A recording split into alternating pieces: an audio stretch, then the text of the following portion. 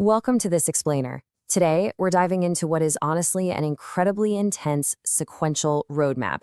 We're looking exactly at what it takes to become a firefighter, drawing directly from our source text, The Firefighter's Ascent. It's a journey that demands absolutely everything you have, and we're going to trace every single step. So, I've got to ask, are you ready for the ascent? Take a second and ask yourself right now if you're truly prepared for this steep physical and mental climb required here. Because transforming from an everyday civilian into a fully qualified first responder, that's not just some casual career pivot. It is a massive mountain, and conquering it requires total, unwavering commitment. Before we start climbing, let's quickly map out the mountain. We'll be hitting education, physical fitness, firefighter training, medical certifications, and finally, the selection process. Let's get right into it. Step 1. The baseline foundation. Completing your education. Look, every climb needs a base camp, right? First things first, you must finish high school or earn an equivalent diploma. I know, it sounds super basic, but without checking this educational box, the rest of the mountain is completely blocked off to you.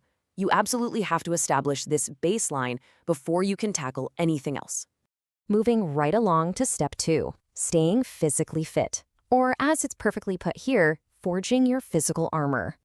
Now, we're not just talking about passing a basic gym test. We are talking about building the strength, the endurance, and the overall fitness to carry 75 pounds of gear up a flight of stairs while your oxygen is running low. Forging this physical armor is a relentless daily commitment. It's really the only way to ensure you can handle the extreme, totally unpredictable demands of the work. Step 3 brings us to technical expertise. This covers both your fire and medical training.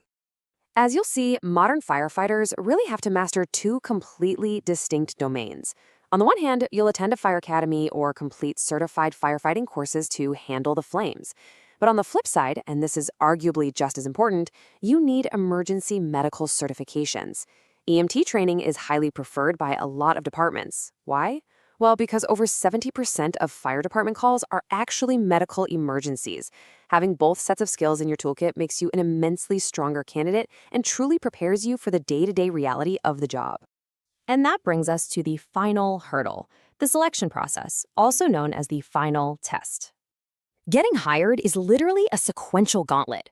First, you apply to fire departments. Then you face written exams to test your mind, which are almost immediately followed by grueling physical tests to prove that armor we talked about. If you manage to survive those, you're looking at intense interviews and deep background checks to ensure you've got the character and integrity required to wear the badge.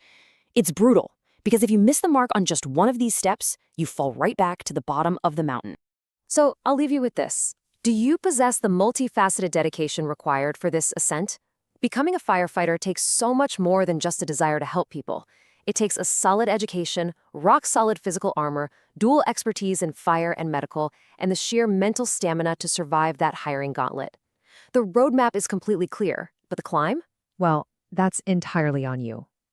Thanks for watching this explainer. Now go take that first step.